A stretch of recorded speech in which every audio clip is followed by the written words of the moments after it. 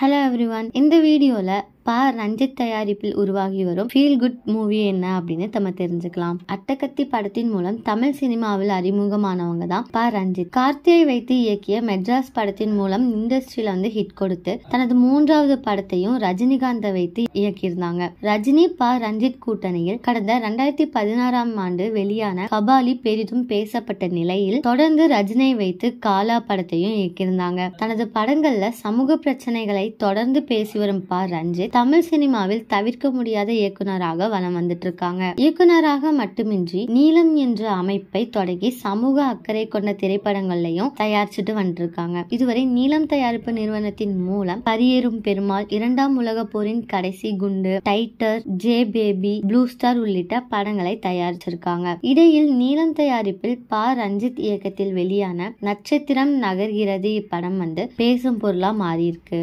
தொடர்ந்து தற்போது விக்ரமை வைத்து தங்கலான் படத்தை தனது நீலம் தயாரிப்பு நிறுவனத்தின் கீழ் தயாரித்து இயக்கி வர்றாங்க ரஞ்சித். இந்த நிலையில் ரஞ்சித் தயாரிப்பில் புதிய படம் ஒன்று உருவாக உள்ளதாக தகவல் வெளியிட்டிருக்காங்க.